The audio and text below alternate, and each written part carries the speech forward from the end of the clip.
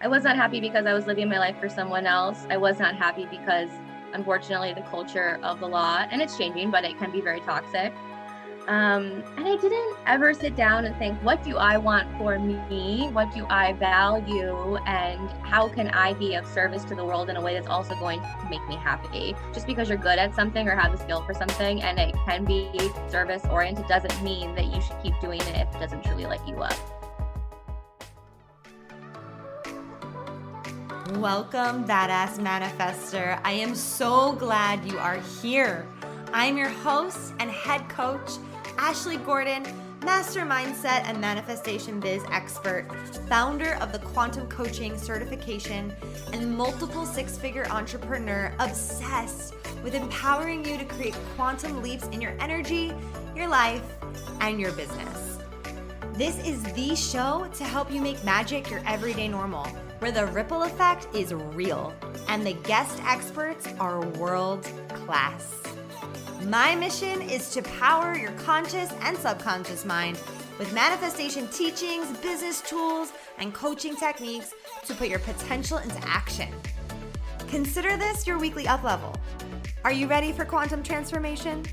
Let's do this. Welcome back to the Badass Manifester podcast. I'm so excited today because I have a beautiful soul and I'm going to introduce her in a second, but I just want to say that I attract the best guests on the show. I really want to just acknowledge that. And I feel like it's been affirmed over and over again. So I'm really excited because I want to bring you out of the box conversations. I want to bring you conversations about things that aren't necessarily talked about. And today is one of those days. I'm bringing on Julie, who is a former lawyer turned high performance coach who supports high performers to go from dropping the ball in their personal life to doing it all so that they can enjoy their well-earned success. And she really focuses on bringing awareness to and healing past obstacles, infusing mindfulness, mindset work, and somatic experiences into all of the coaching work that she does. And communication is key. And Julie sees breakdowns in communication as the source of a majority of the world's problems. And I have to agree with that. So I'm so excited for you to meet her. Julie, welcome to the show. Oh, thank you so much, Mama Ash. That's what I'll always call you. I know. And Julie and I have gotten to know each other really well. She's a past QCA student and we've worked together for a while. And it's been awesome just to watch you really step into your next level and your purpose on a bigger level. It's really been beautiful. Thank you so much for that affirmation. You were one of the first podcasts I ever started listening to when the Badass Manifestor podcast was in its infancy. And I was just so drawn to your energy. And I remember you said, if you ever thought about coaching, apply for MMIM. And then I just jumped right into QCA. It's just like, I've loved being in your field even before I really knew you. So thank you. I love you. That's so beautiful. What a compliment. Thank you. And it's funny how you came in for the business aspect, but then you were like, oh no, there's a whole this coaching thing too. You were all in. You were all in. And Julie, you are an amazing fucking coach. You are so good. So good.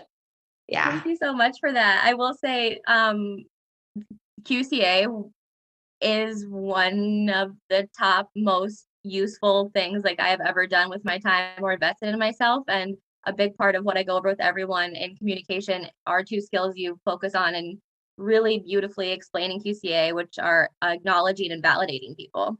Yes. I can't wait to dive into all of that. And I'm sure people are listening right now thinking, okay, she was a lawyer. That's a really great career. And now she's a coach. That seems like a lifetime of a difference. So I'm wondering if you can share a little bit about your journey of how you made that leap, because I know so many people want to make leaps, but they're too afraid and they feel too comfortable with their job and their income and all that good stuff. So share a little bit about your journey. Thank you. Yeah, I always felt like I was living for someone else, to be honest. And when I decided I didn't want to be a doctor, I knew my mom wasn't going to hear that I didn't know what I wanted to do. So I made a pros and cons list, like my little analytical self, and said, okay, I could be a lawyer. I'll do this. So I jumped into law school and I don't regret it. I think law school was also one of the best experiences of my life, if not one of the most also traumatizing. I'm sure lawyers out there can agree with that. But it changes the way you think. And I'm grateful for the experience. I continue to listen to legal podcasts, but ultimately I just was not happy. I was not happy because I was living my life for someone else. I was not happy because unfortunately the culture of the law, and it's changing, but it can be very toxic. And I didn't ever sit down and think, what do I want for me? What do I value? And how can I be of service to the world in a way that's also going to make me happy? Just because you're good at something or have the skill for something and it can be service oriented doesn't mean that you should keep doing it if it doesn't truly light you up. So true. So true. So you shifted from living your life from everybody else for everybody else into your passion. How did you know coaching was your passion? I mean, it's like it's the story. I can see myself in my bathroom at my mom's house. COVID had just started and I had been so scared and went home. And you said you were talking about maybe like your magic moment where a friend of yours came up to you on a dance floor and said, "Thank you so much for helping me." And I just realized everyone in my life would call me, "Julie, I have this problem. Julie, I don't know what to do." And there was just something where I did not let my logical, rational mind control, which was odd for me because that's usually where I was. And it was very intuitive. And I thought, oh, I'm going to do this. I'm going to coach. Why not? Wow.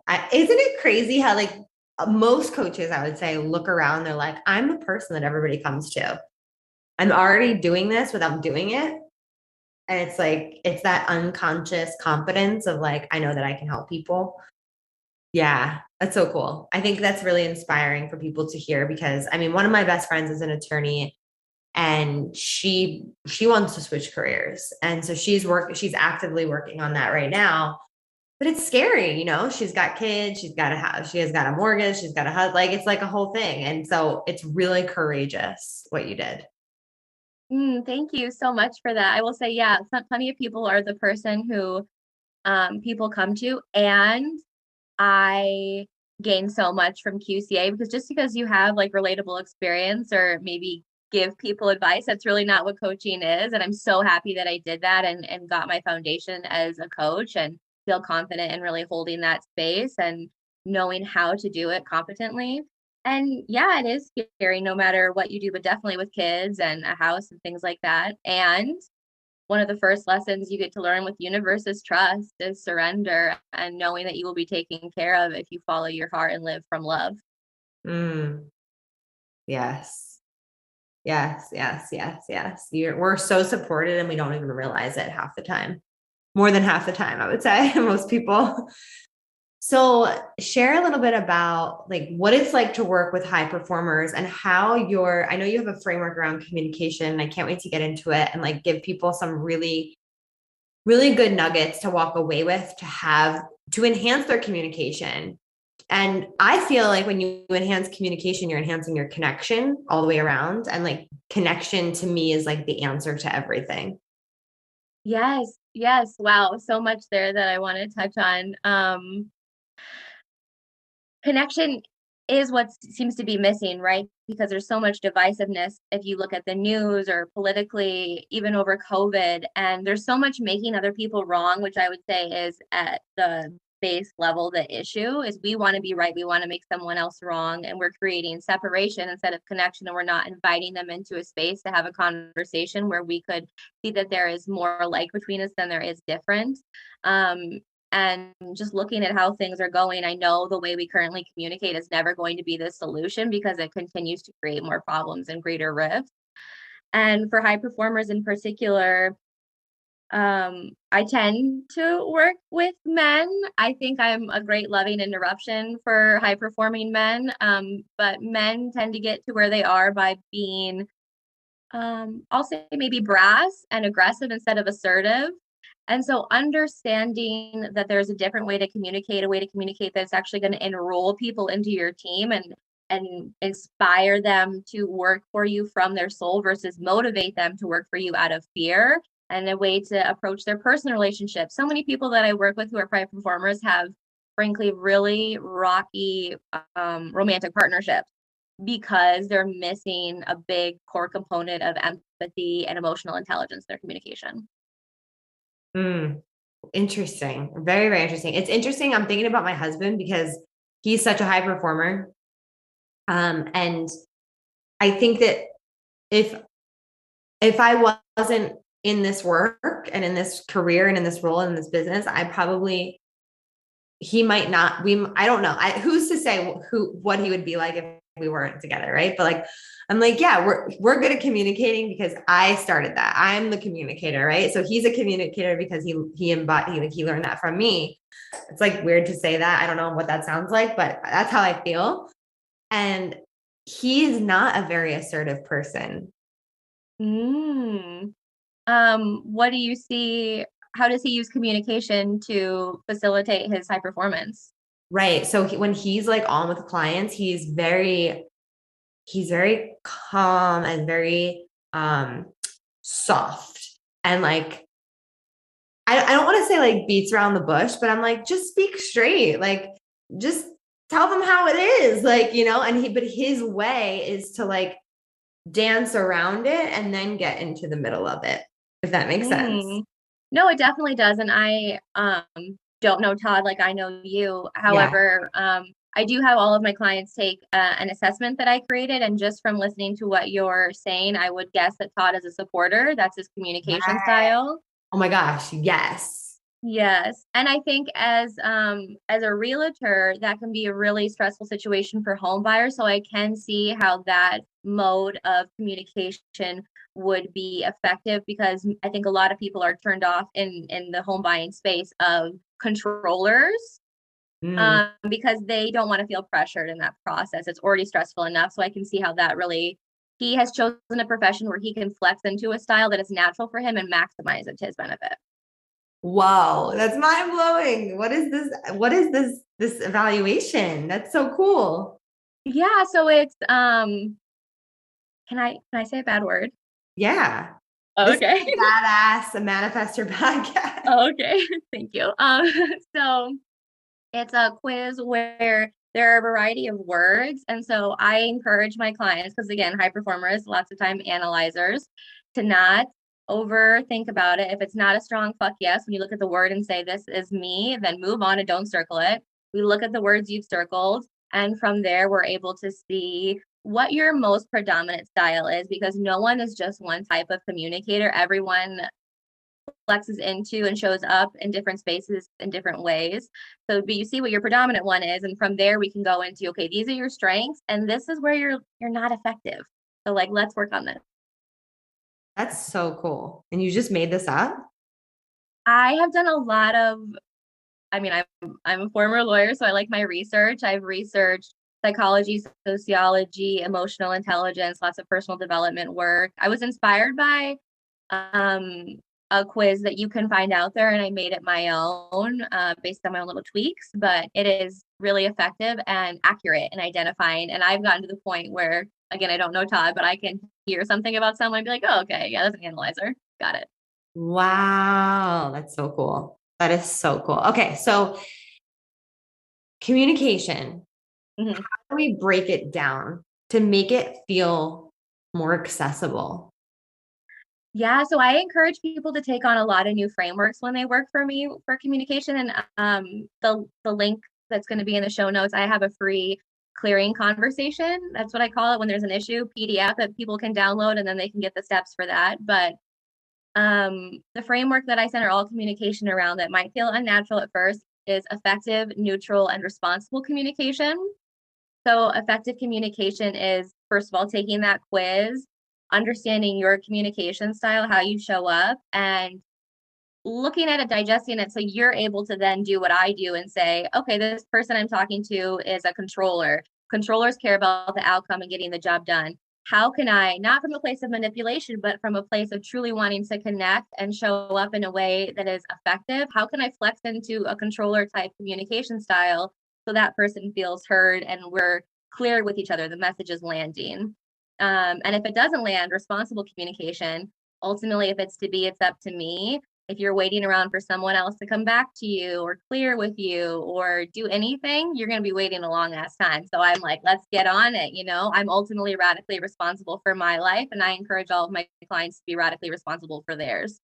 And then neutral communication is the one people have the toughest time about. But I think we can all think of an argument, and I still do this too. I'm not a perfect communicator, but when you come to a conversation and say, you do this, like, I don't like that, it's instantly our defense walls are up and we feel attacked. So making the communication neutral, and especially in situations of conflict, centering back on me. So instead of saying, when you do this, when you're late for dinner, when we don't have dinner together, I took the you out of it. When we don't have dinner together, I feel like we're losing our bond, and that hurts me because I truly care and love about you, and I want our relationship to flourish. How can we work on this?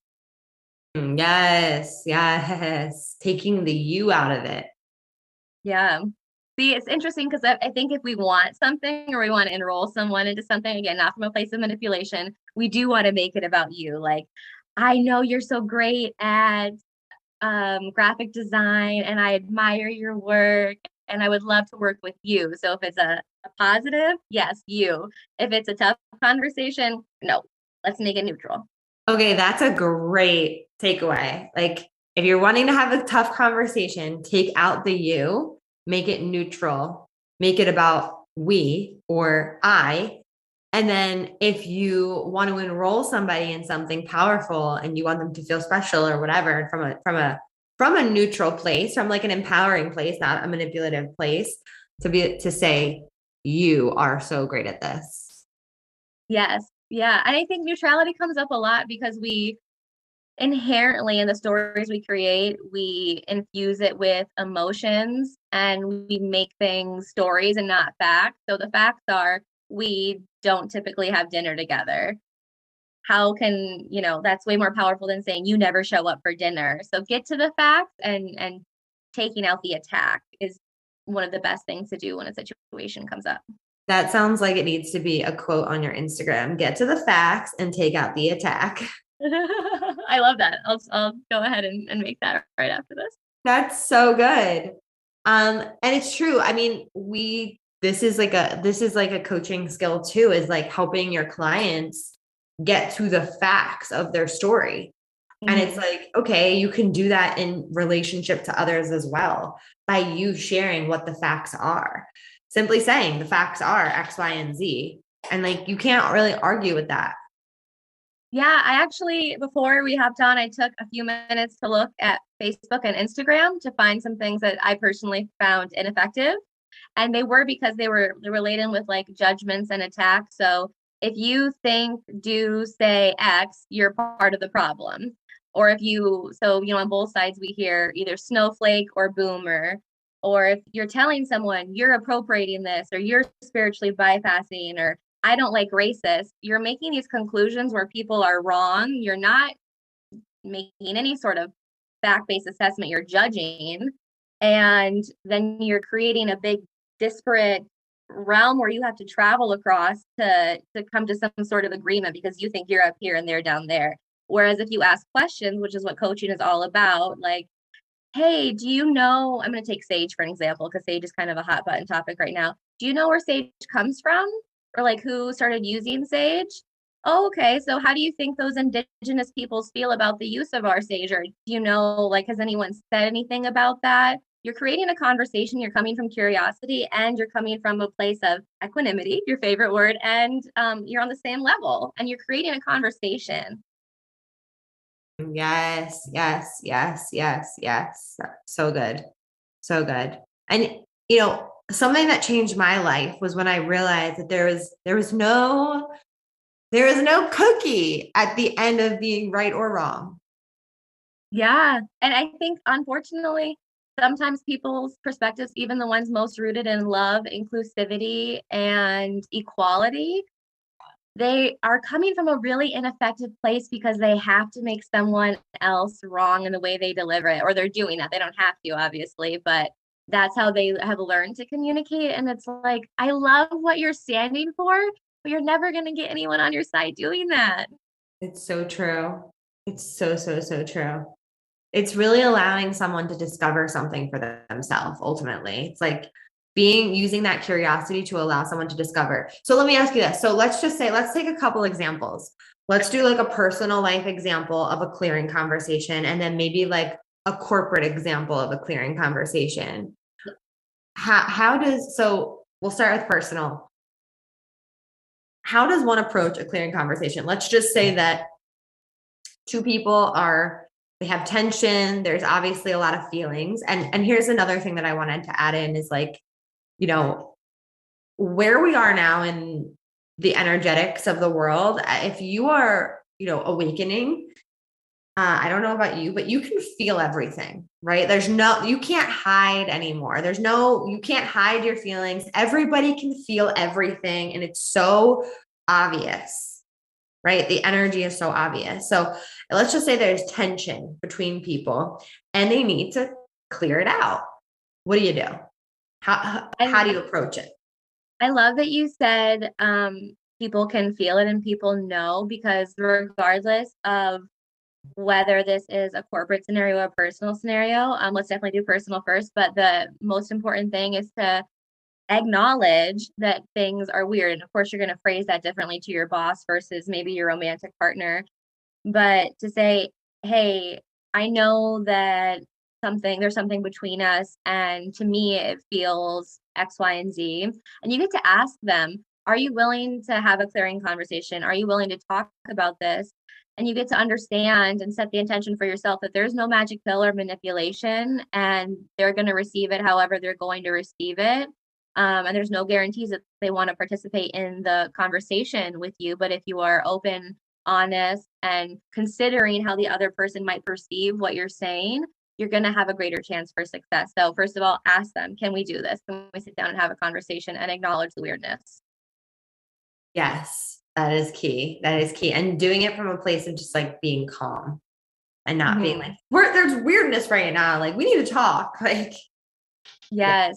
Thank you. Yeah. For bringing that up too. Definitely get yourself into a place of rootedness, of understanding your own feelings and what you would like to say. I always encourage people maybe to journal on what they want to say so they can figure out a way to do it in, again, a way that's going to be received by the other person. And then I am big on integrating somatic practices. I see that as missing in a lot of this work. So again, for my men, they love to do like Wim Hof breathing, holotropic breathing practices. And I'm breathwork certified. So whenever you do breath work, it's kind of impossible to be in a spot coming in and attacking. Like you just feel so good and clear and calm after breath work. So I encourage people to have a powerful breath work session before they go into a conversation. So they're in their peak state. I love that so much. Something that I'm thinking of is a clearing conversation that I had where I actually didn't want to tell the person like, hey, like, are you open to talking? Because I didn't think that they would be. And I needed to have a conversation, like really, like we needed to have it. So I kind of just like showed up unannounced at their house. And one of the things I had to tell myself was like, no matter how this goes, I have to release my expectation of the conversation because it might not go the way I want it to go. Yeah, releasing expectation is huge, and just knowing whatever's going to happen is going to happen. You can't ever control anyone else, but you can get to a place where you're so rooted within yourself that you know how you showed up, you're 100% proud of. Yeah. Yeah. Okay, cool. So what's next after that? I always like to lead with, where did I go wrong? Like, where did I mess up? Acknowledge your part. It takes two to tango. I don't care what you think the situation is. Like, you could have showed up differently. Not should have. I don't believe in shoulds, but you could have showed up differently, and start with that. Lead with that, because you're dismantling their walls and you're putting yourself in a vulnerable state by going first. Always go first. And when you're so vulnerable, that's really unfuckable with. Mm-hmm. Like the dismantling, like you said, like, it's just like, this is me. Like, yeah, I fucked up. Okay. Like, all right, I could have showed up better. I could have done this. I could have done that. Like, I take responsibility for that. I apologize for that. I'm sorry, whatever. But yeah, being vulnerable, I feel, is just like really standing in your power. in these conversations. Yeah, I always also like to say, I mean, sometimes I really and truly am sorry for something, especially something really hurtful, but I have started to shift in saying I acknowledge. I acknowledge that. Can we create a real situation here, like what the issue is for us Yeah. or with these people? With Oh, okay. Okay. Yeah. Let's just say that it's a codependent um, mother-daughter relationship, and um, they're just not getting This along. is great. I've been there with my mom. Yeah, Let's go. same. And I've worked through a lot with her, so I will tell you something. So I can remember a time when I got really upset at her and I um screamed and yelled and said some things. And I wasn't necessarily, I was sorry about some of the content, but I wasn't necessarily sorry for how I showed up because it was really important for me to like feel what I was feeling and to have a conversation. And so I said, I acknowledge that I let my emotions get the best of me. And I acknowledge that the conversation that I wanted to have didn't happen because I got really emotional and started crying. And Yeah, then I said, I'm sorry for, and then I listed the things that I genuinely regretted saying. that's so powerful. Yeah. And I think that's a good separation because when you say you're sorry, then it becomes meaningful. We say sorry for so many things. Oh, sorry, I bumped into you. Yep. Oh, sorry. Am I in your way? Like, Yeah. Yeah. loses power. This is such a good, this is like the nitty gritty of life. You know what I mean? Like these conversations that we navigate all the time that we're not even always aware of. After you apologize, then you just continue to listen?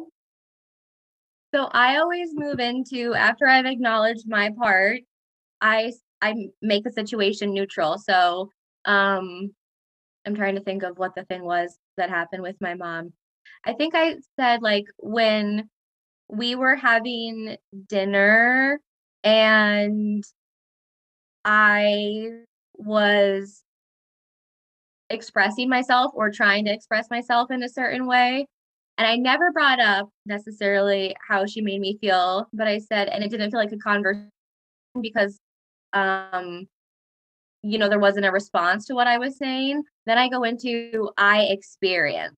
So again, make the situation as neutral as possible. Don't make it a you thing when you do this. If I was going to be honest, I felt like she was icing me out. Like when you ice me out, then I blah blah blah. But I tried to lay the situation out as neutrally as possible by just saying it wasn't a conversation. There was no response to what I was saying. I experienced, and that's just in general. I would love if more people said I experienced X emotion, unless you really want to identify it. Like, I am joyful, I am prosperous, I am love. Yes, but like, I am not sad or anxious or lonely. I am experiencing anxiety or sadness or loneliness because I am is a very powerful statement. And we experience lots of things, but we don't have to identify with them.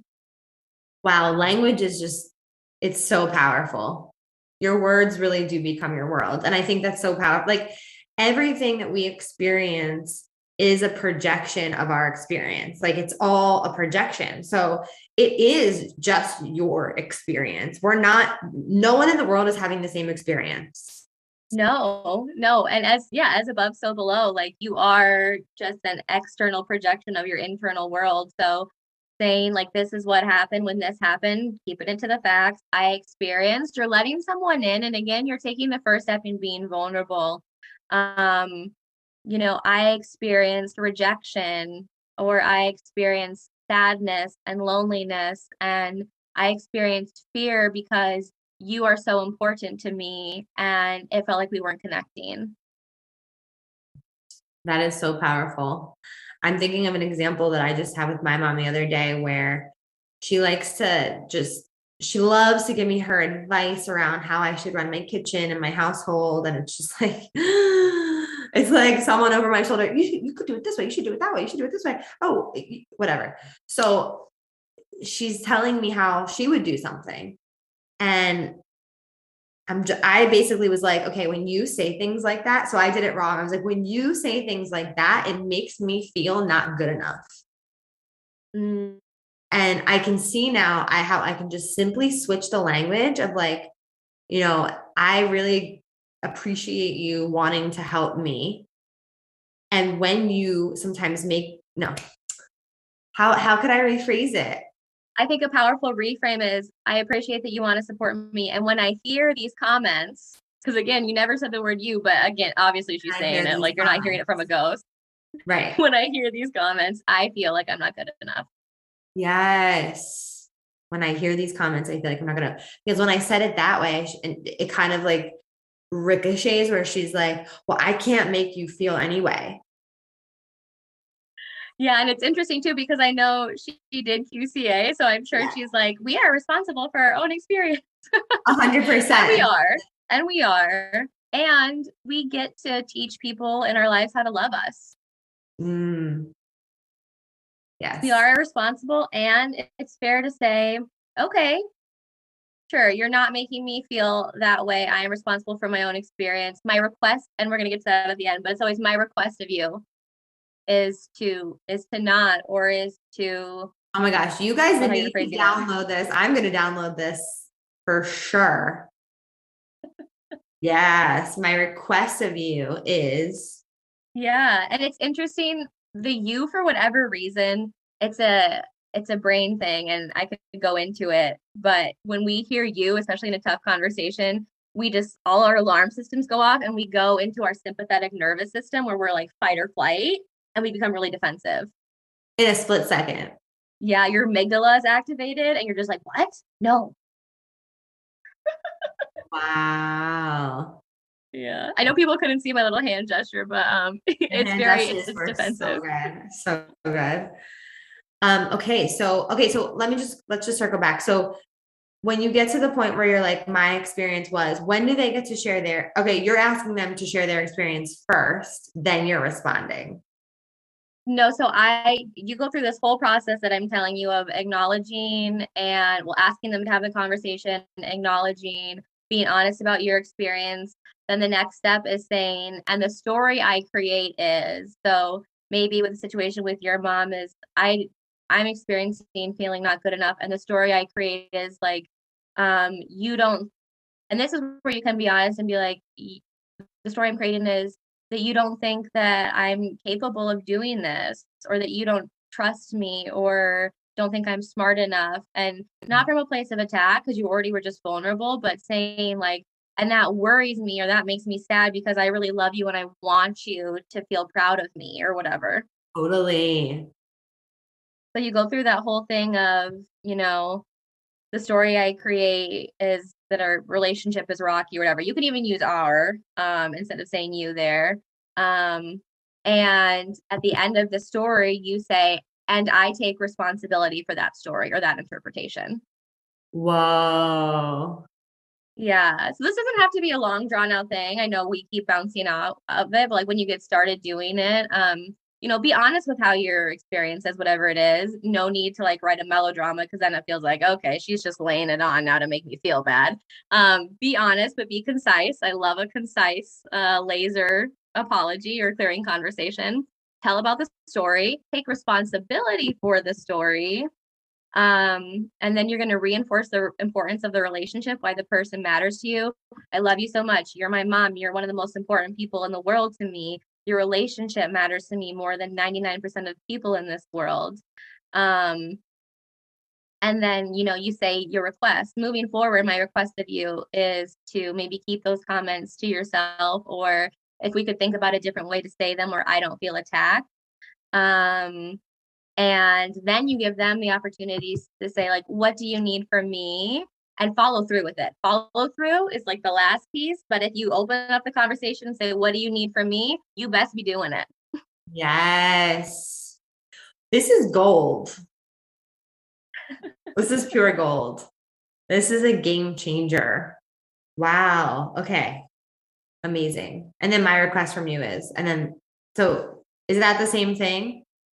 What do you So need from me? And my request is, I always say my request from you is, and then I open up the space for them to like share their experience, the story they're creating. I ask them like to encourage the other person to model it with you, like, hey, can we try this framework on together?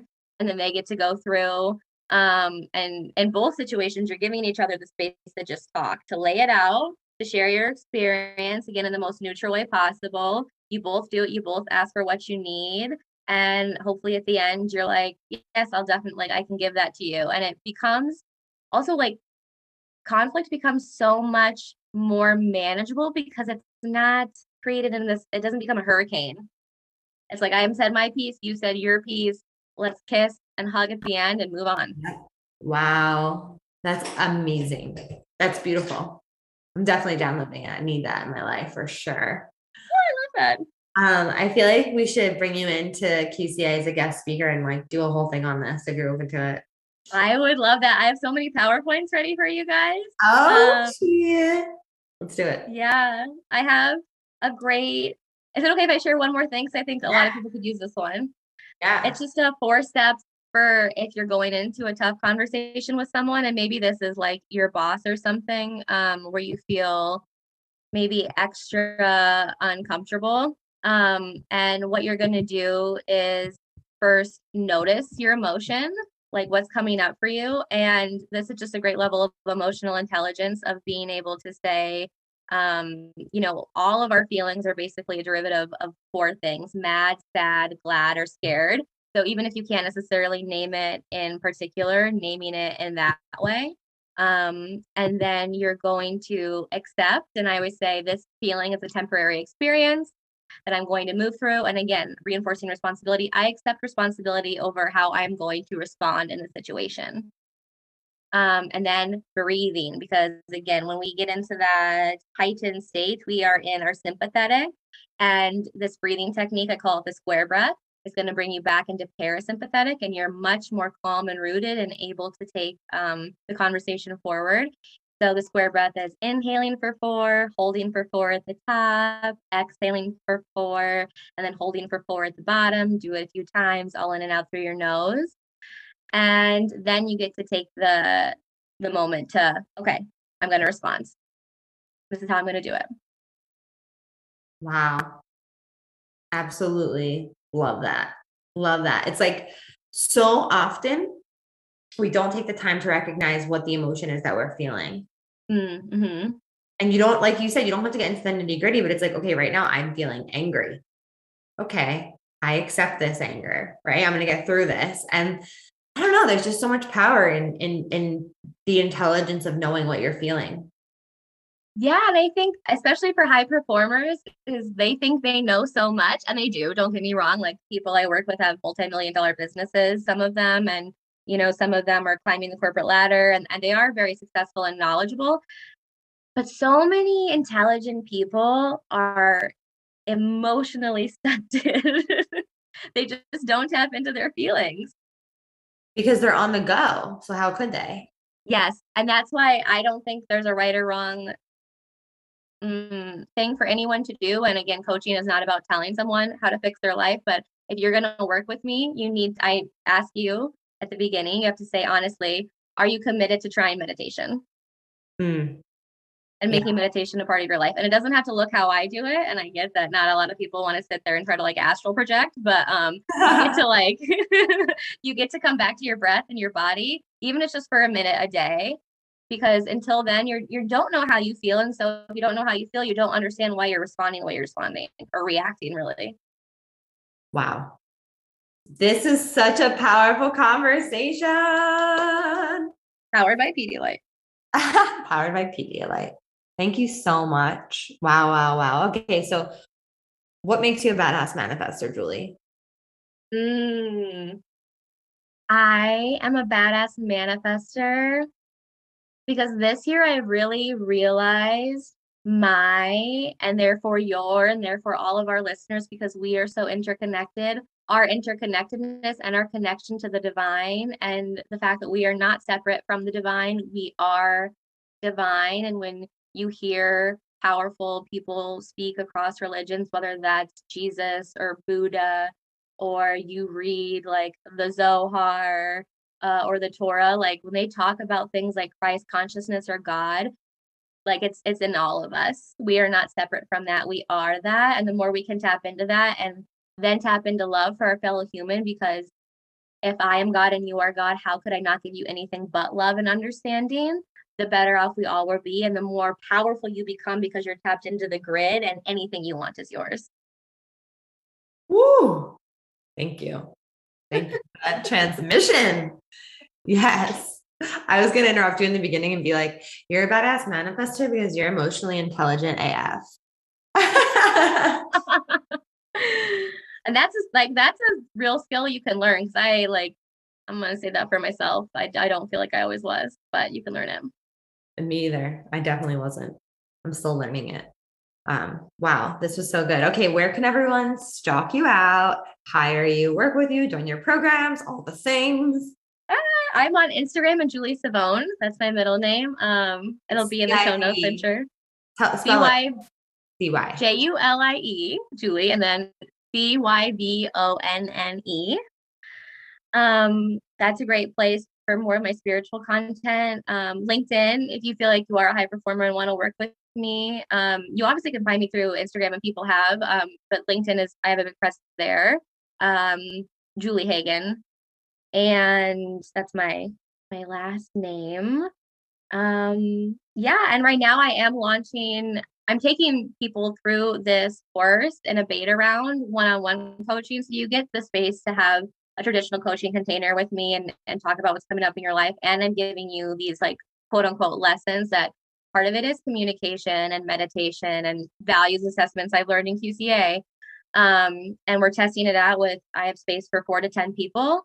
And then I'm going to create a digital offering so it'll be evergreen and you can always have that and have access to me, and you can have me one-on-one, but I want more people to be able to do this work and have it at a price point that is affordable for everyone. Amazing. Such beautiful work. Thank you for sharing your heart with us and all your love. And please share with us what your biggest takeaway was. This is a biggie. So please tag us, share the podcast, leave a review, follow Julie, and we will see you next week. Bye. Woo! We did some work today. Thank you so much for listening. You know I love my BAM fam. If this episode resonated with you, please share it with someone who you know would love it too, because we live for the ripple effect over here. And how can you best support the show? Make sure you're subscribed, hit the 5 stars, and leave a review on iTunes, and let me know how the podcast has impacted you.